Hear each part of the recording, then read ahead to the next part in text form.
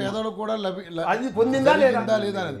కానీ మీరు పేదోళ్ళకు కూడా జరిగింది. పేదోళ్ళకి జరిగింది రైతు అంటే అందరు రైతే. రవికుమార్ గారు కళ్యాణ లక్ష్మి చెక్ ఇస్తే ఫస్ట్ ఎస్సీలకనే మొదలు పెట్టిన సూపర్ సార్. నేను దాని గురించి మాట్లాడుతున్నా, అవి ఓకే. కానీ రైతు బంధు విషయం కేవలం మీరు నిజంగానే లబ్ధి పొందింది 25% అయితే వేస్టేజ్ 75%. ఎట్లా వేస్టేజ్? ఎక్కువ మంది అది కూడా ఎక్కువ మంది ఉన్నారు కదా సార్, అది కూడా రైతులే కదా, ఎక్కువ పోయిందంట కదా సార్. ఇప్పుడు అది కూడా వాళ్ళు కూడా రైతులే కదా, రైతులే కానీ వాళ్ళు ఎక్కడ వాళ్ళని వ్యవసాయం కదా. మనం మీరు కూడా నిజంగా యాక్చువల్ గా మీరు కరెక్ట్ గా కొన్ని మీరు ఒక క్యాల్కులేషన్ చేసుకుని జరిగేది మంచి. కేసీఆర్ గారు మొత్తం అందరి గురించి ఆలోచిస్తారు. ఒక వర్గం గురించో, ఒక మతం గురించో, ఒక కాస్ట్ గురించో, ఒక కులం గురించో ఆలోచించలేదు. కాబట్టి అన్ని వర్గాలు ఉన్నోడు లేనోడు అనేది అందరినీ కూడా సమస్థాయికం పైకి తీసుకుపోవాలా, ముందుకు తీసుకుపోవాలా, అభివృద్ధి చెందాలి. ఈ రాష్ట్రం నెంబర్ 1 స్థానం అన్ని రంగాలలో ఉండాలా. వచ్చింది కూడా గ్రామ స్థాయిలో, మున్సిపల్ స్థాయిలో. పదవిలో మంత్రి పదవి నుండి మల్లారెడ్డి గారు అసలు రైతు బంధు తీసుకోవడం పెద్ద ఆశ్చర్యం. అసలు నాకు వద్దని మీకు తెలుసా, దాదాపు 800 మంది కోటీశ్వర్లు వచ్చిన రైతు బంధుని వాళ్ళు రిటర్న్ తీసుకొచ్చి కేసీఆర్ గారు దానికి సీఎం రిలీఫ్ ఫండ్కి ఇస్తే చాలా విషయాలలో అది ఉపయోగపడ్డది. ఏ విధంగా సీఎంఆర్ఎఫ్ చెక్కుల రూపంలో కానీ, బాధలు ఉన్న వాళ్ళకి కానీ, ఇప్పుడు సీఎం రేవంత్ రెడ్డికి ఇచ్చే చెక్కులు ఆయన ఇంట్లోకేం పోవు.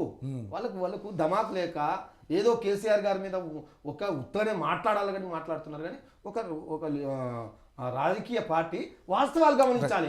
ఆయనకు ఇప్పుడు కోటీశ్వర్లు వచ్చినారు, మాకు వద్దండి అని ఇచ్చిన వాళ్ళు ఇదే మీరన్న ఎవరైతే మల్లారెడ్డి గారు తనకు వచ్చిన దళిత రైతు బంధు మీరు చూడండి. ఆయన దళిత బంధు మల్లారెడ్డి గారు రైతు బంధు ఆయన రిటర్న్ ఇచ్చాడు.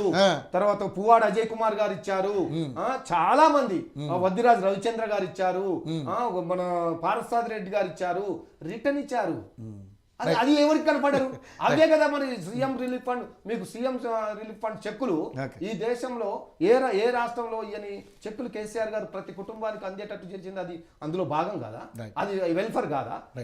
చెప్పండి, కంటిన్యూ చేయండి. ఇప్పుడు ఎసెన్స్ ఇందాక బాలకృష్ణ గారిది ఒక డైలాగ్ ఉంది, ఫైర్ ఫైర్ ఫైర్ అది ఏదో ఉంటది కదా, అట్లుంది అన్నగారు మాట్లాడితే. నేను రైతు బంధు అని మొదలు పెట్టేస్తే ఆ కాన్సెప్ట్ మొత్తం ఎటేటో తీసుకెళ్లి మాట్లాడేది వాస్తవ రూపం నుంచి మాట్లాడండి.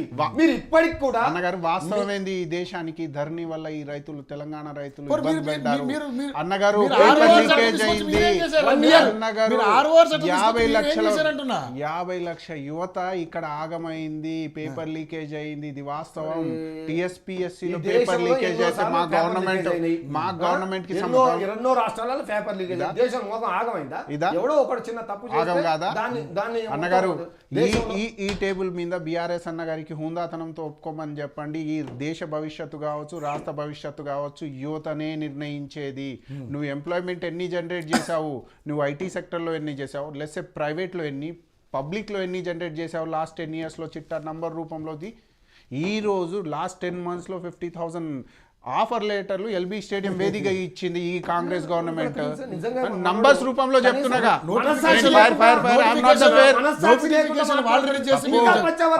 దీనికి అన్నారు కొడుకుల్ని నా కొడుకులను ముద్దాడే సంస్కృతి వీళ్ళది.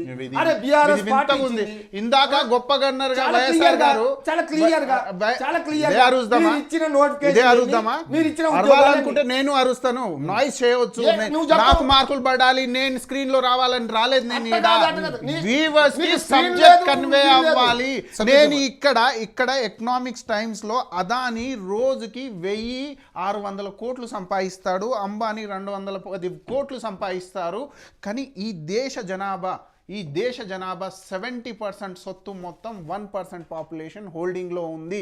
అంటే పూంజీపతులే ఎక్కువైపోయారు. ఇదేం పరిపాలన లాస్ట్ 10 ఇయర్స్ లో? అంటే నేను బీజేపీ క్వశ్చన్ చేస్తున్నా, ఇది ఈ రాష్ట్రంలో అడుగు కూడా పెట్టలేదు. ఏమైనా సెన్స్ ఉందా? లాస్ట్ 10 ఇయర్స్ లో ఎకనామిక్ టైమ్స్ సర్వే అని చెప్తుంటే ఇలా అరిచి మిస్గైడ్ చేయొద్దు ఈ వ్యూవర్స్ కి. నేను ఇప్పటికంటున్నా, రవ్యనా మీరు నాకు ఏమైనా మార్కులు ఇస్తారా? లేదు కదా అన్నా, మీరు నాకు మార్కులు ఇయ్యరు కదా.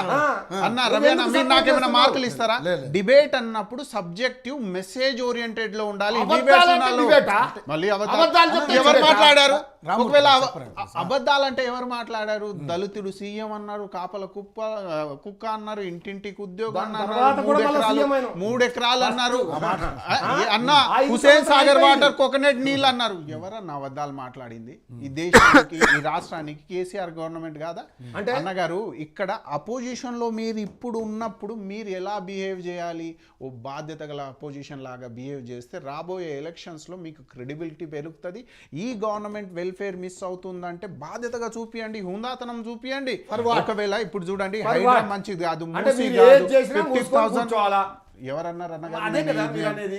బాధ్యత గల నేను ప్రతిపక్షం ఏం మాట్లాడుతున్నా, కాదు. అన్న ఏం మాట్లాడుతున్నారు? మీరు మాట్లాడండి. Yes. నేనేం మాట్లాడుతున్నా, అన్న ఏం అవును, మాట్లాడుతున్నా? బాధ్యత గల ప్రతిపక్షం నేను అంటే ఇక్కడ అడగొద్దు. మిమ్మల్ని నిలదీయాలనే ఉద్దేశంతో వాళ్ళు ఉంటారు. ఏంది మీ- ఎలా ఇప్పుడు మైత్రి క్లినిక్ కట్టాము, 50,000 ఉద్యోగాల ఆఫర్ లెటర్ ఇచ్చాము, ఇంకా సెల్ఫ్ హెల్ప్ గ్రూప్ కి ఇంట్రెస్ట్ ఫ్రీగా 2 crores లోన్ ఇస్తున్నాము, రైట్? 6 గ్యారంటీలో ఫ్రీ బస్ ఉంది, చేయూత ఉంది, రైట్? మీకు ఏది ఇంకా 200 యూనిట్స్ ఉంది, 500 గ్యాస్ సిలిండర్ ఉంది. ఇవి ఇంప్లిమెంటేషన్ లో ఉన్నాయి. ఎవరికి తెలుసా అన్నగారు? ఇక్కడ 18,000 crore అంటే 2,20,000 రైతులకి రుణమాఫీ అయింది అన్నగారు. బోనస్ వచ్చింది, క్లౌడ్ బస్ట్ అయితే ఎకరానికి 10,000, ఖారీఫ్కి బోనస్ 500 ఇచ్చాము ఈ గవర్నమెంట్. అంటే మీకు ఏర్పడట్లేదా? సబ్జెక్టు అవగాహన లేదా? ఎంతసేపు మీరు లొల్లీలు పెట్టి గయ్యాలు పెట్టి ఏదో మిస్గైడ్ చేస్తూ తెలంగాణ సమాజాన్ని ఎన్నిసార్లు మోసం చేస్తారు? ఒకప్పుడు పక్క రాష్ట్రాల వాళ్ళు దయ్యాలు భూతాలు, మన తెలంగాణ మనకొస్తే నీళ్లు నిధులు నియామకాలన్నీ ఈ మూడిట్లో ఆగం పట్టించేసి ఒకటే కుటుంబం సాధించుకున్న తెలంగాణలో టీఆర్ఎస్ బీఆర్ఎస్గా మారింది, కానీ జీవితాలు మారలేదు. అందుకే కాంగ్రెస్ గవర్నమెంట్ వచ్చింది. ఇక్కడ కాంగ్రెస్ గవర్నమెంట్ ప్రజా పరిపాలన అంటున్నప్పుడు బాధ్యత గల గవర్నమెంట్ లాగా బాధ ఉంటుంది. అప్పులున్నా మేము లోన్ రీపేమెంట్ చేస్తున్నాము, 70,000 crores యాన్యువల్లీ మేము పే చేస్తున్నాం అంటే మేము ప్రజల ముందు చెప్పాలి మా హుందాతనము, మేము చెప్పుకుంటున్నాము. మీరు అదే అసెంబ్లీ వేదికగా మీ కేసీఆర్ కావచ్చు, కేటీఆర్ కావచ్చు, హరీష్ రావు కావచ్చు, అన్న కూడా వెళ్ళమని చెప్పండి అక్కడ మీడియా సెంటర్లో. ఎప్పుడైనా వ్యాలిడ్గా క్వశ్చన్ చేశారా? లేకపోతే గోల చేసి ఏదేదో మా కేసీఆర్ మీరు ఇందాక దిక్కుమాలన్న దివస్ సెలబ్రేట్ చేసుకున్నారు, దీక్షా దివస్. దీక్షా దిక్కుమాలిన దివాస. నేను వీళ్ళ అన్నగారు బతుకులకు తెలంగాణ రాష్ట్రం ఉన్నదా? అది లేకుంటే ఇప్పుడు దివాస ఇలా లేదు. వీళ్ళదొక బతుకు, వీళ్ళదొక మాటలు మళ్ళా. ఇది personal దిక్కుమాలిన కాదు. దివాస. నేను పర్సనల్ గానే మాట్లాడుతున్నా. లేదు. దిక్కుమాలిన దివాస అన్నందుకు మనోడు వెంటనే ఈ సమాజానికి క్షమాపణ చెప్పాలి. అరవండి దీక్షా దివస్ క్షమాపణ. దీక్ష దివాస్ అనేది Actually, ఈ రాష్ట్రానికి దీక్షా దివాస్ లేకుంటే తెలంగాణ రాష్ట్ర ఏర్పాటు ప్రకటన లేదు. రాష్ట్ర ఏర్పాటు కాకపోతే ప్రకటన వాళ్ళు లేకుంటే ఏం జూన్ 2 లేదు. సాధించారని దీక్షా దివాస్ జరుపుకుంటారని కూడా మాట్లాడుతా అవును, ఉన్నారు. అన్నగారు. ఏం తెలంగాణ సాధించినాం కదా. అన్నగారు. తెలంగాణ సాధించినాం తెలంగాణ కదా. తెలంగాణ సాధించారు. తెలంగాణ అభివృద్ధి చేశాం కదా. ఏం చేశారు? తెలంగాణ మిత్రుడు భవిష్యత్తు బేషరతుగా క్షమాపణ చెప్పాలి. అన్నగారు ఒకవేళ చెప్పాలా? మీరు గ్యాప్ ఇస్తే చెప్పేదాకా వదిలిపెట్టేదే లేదు.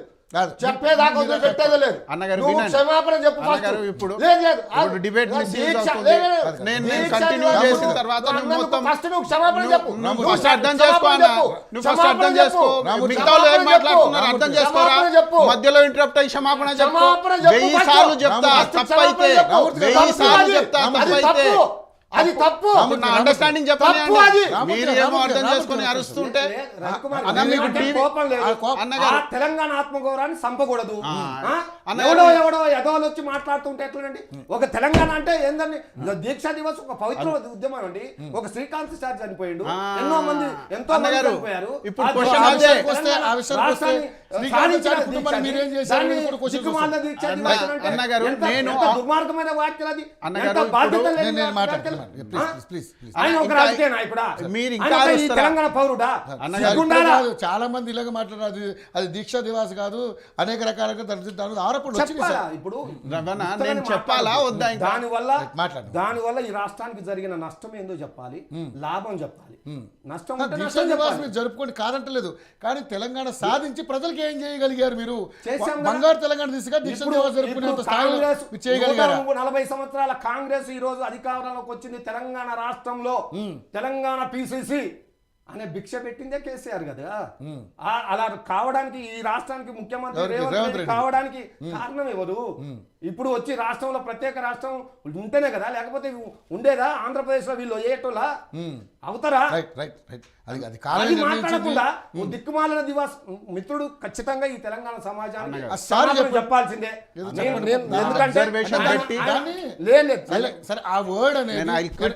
నేను ఏమంటున్నా, నా అబ్జర్వేషన్ పెట్టక ముందే పిచ్చోన్ లాగా అరుస్తూ ఉంటే ఈ డిబేట్ లో మిస్గైడ్ చేయడం కాదు.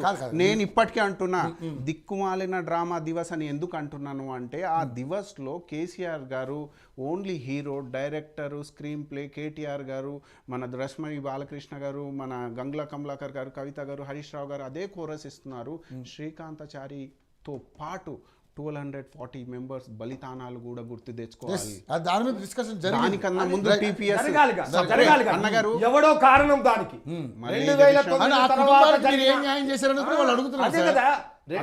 నేను ఇప్పుడు నా డౌట్ ఏంటంటే ఇంకో విషయం, ఒకవేళ అన్నగారికి నేను సారీ చెప్తే ఆయన ఈగో సాటిస్ఫై అవుతుంది. కేసీఆర్ గారు తెలంగాణ బిడ్డను ఉద్యమాలు నాకు తెలియదు, ఆయన పోరాటాన్ని నేను శంకిస్తలేదు. కానీ నేను తెలంగాణ ఉద్యమకారుడిగా 16 సార్లు జైలుకు పోయినోని. శ్రీకాంతాచారి నా దగ్గర కార్యదర్శి, నేను హైదరాబాద్ మొట్టమొదటి స్టూడెంట్ వింగ్ ప్రెసిడెంట్ని. నాకు తెలుసు కాబట్టి, కేసీఆర్ గారితో అరెస్ట్ అయినోని కాబట్టి. కేసీఆర్ గారు ఇలా కాదన్న, ఇప్పుడు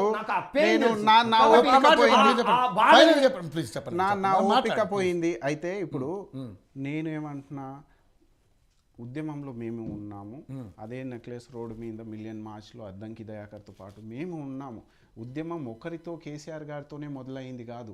ఉద్యమానికి ఎంతో art and culture multiple personalities ఉన్నారు. కానీ దిక్కుమాలిన డ్రామా దివస్ అది ఎలా అంటే మీరు సెలబ్రేట్ చేస్తున్నారు.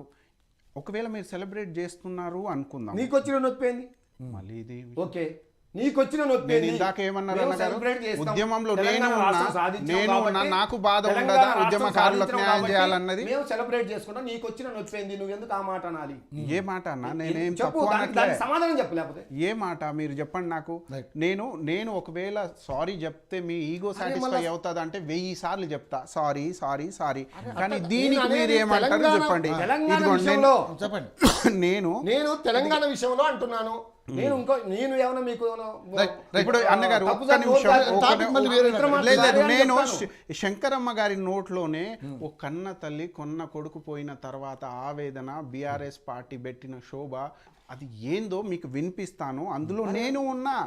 మీరు ఎందుకు ఈ సంవత్సరం అయింది, ఎందుకు ఎమ్మెల్సీ ఏదో చైర్మన్ తీసుకున్నారు కదా, దగ్గర తీసుకున్నారు, అన్ని చేశారు, కండవాలు కప్పారు, అన్ని చేశారు కదా.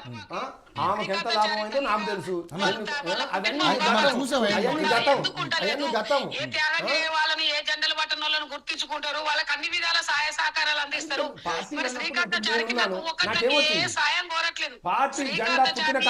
సంవత్సరాలలో నేను జిల్లా పేరు పెట్టమన్నా, ఎక్కడైనా కాలేజీ పేరు పెట్టమన్నా, నా కొడుకు గుర్తింపు కదా ఒక్కడు చాలు, నాకు పదవులు పైసలు నాకు ఏది వద్దు అంటే, మీ కొడుకు మా కాన్సెన్స్ ఎమ్మెల్యే గారు ఏమన్నాడంటే, నీ కొడుకు జిల్లాల కోసం చనిపోయిందా, నీ కొడుకు కాలేజీల పేర్లు పెట్టమంటే నాకు పదవి ఇస్తనేది. వాళ్ళ పార్టీ తరఫున కొంతమంది నాయకులు గాయాలైనాయి. అంటే ఈ ఆవేదన ఇప్పుడు నేను తోటి ఉద్యమగారిని అన్న కూడా ఉన్నారు, ఎంతో కొంత మేము కాంట్రిబ్యూట్ చేసాము ఉద్యమానికి, మా తెలంగాణ మాకు వస్తే మా బతుకులు బాగుంటాయి అని మేము కలలు కన్నాము. కానీ లాస్ట్ 10 yearsలో గ్రూప్ 1 ఎగ్జామ్ అవ్వలేదు. మీరు ఎలాంటి నియామకాలు అందించారు? కాళేశ్వరం అన్న కలలు చూపించి నీళ్ళల్లో కూడా కుంగింది. మన ధనం, మన నిధులు బీహార్, హర్యానా రైతులకు పంచిరు. మీరు తీసుకెళ్ళి 1 కోట్లు 2 కోట్లు, మహారాష్ట్ర నుంచి ఓ స్పెషల్ అడ్వైజర్ని అపాయింట్ చేసుకున్నారు. మీకు ఎకరానికి 3 ఎకరాలు అంటే ఏది ఎస్సీ ఎస్టీలకి, దళితులు, ట్రైబల్ బెల్ట్లో ఉన్నోళ్ళకి 3 ఎకరాలు పొలం ఇస్తా అన్నారు. మోసం చేసి అధికారంలో వచ్చిన తర్వాత మీరు చేసిన కొన్ని అయితే మోసం పూరితమైన మాటలు చాలా ఎక్కువ ఉన్నాయి. అందులో మీరు మొట్టమొదటిగా ఉద్యమకారులని గుర్తించలేరు. ఎందుకు? గుర్తిస్తే కేసీఆర్ గారి అది సోకాల్డ్ ఇమేజ్ ఉందిగా, అది డౌన్ అవుతుందేమో అన్న కోణంలో అని బయట ఉంది. మీరు ఈ దివస్ ఏదైతే చేస్తున్నారో అందులో ఎంతమందిని స్మరించుకున్నారు మీరు ఉద్యమకారుల్ని పేర్లతో సహా? ఖమ్మం నుంచి టీపీఎస్ ఎప్పుడైతే మొదలైందో తెలంగాణ ప్రజా సంఘం మీ బీఆర్ఎస్ వరకు ఇక్కడికే కాదన్న గారు సపరేట్ రీజనల్ స్టేట్ కావాలన్న demand somewhere link to Mulki movement నుంచి చేద్దాం. గత ప్రభుత్వం ఇప్పుడు కొన్ని తప్పులు ఉన్నాయి కాబట్టి ఓడిపోయినాం, మేము పక్కన ఉన్నాం. అరే మీరు గెలిచిండ్రు కదా, అబద్ధాలు చెప్పి గెలిచారు కదా, వాటిని నిజం చేయమంటున్నాం, వాటి మీద రాష్ట్రం కాదు ఇచ్చిన హామీలు ఫుల్ఫిల్ కావాలి, ప్రజలు సంతోషంగా ఉండాలి. ప్రజలు ఇప్పుడు అడిగే సరే రాష్ట్ర బడ్జెట్ మీకు తెలుసు, అన్ని తెలుసు, కానీ మీరు హామీలు ఇచ్చారు, అవి హామీలు మీరు నెరవేర్చే దిశలో రేపు చేయబోతున్నాం, ఎల్లుండి చేయబోతున్నాం అని చెప్తా ఉన్నారు. ఈ డిసెంబర్ 9వ తారీఖున రైతులకు రుణమాఫీ పూర్తిగా చెల్లిస్తామని చెప్పేసి మాట్లాడారు, అన్నీ అయిపోయినాయి కాదు మా మాటలు.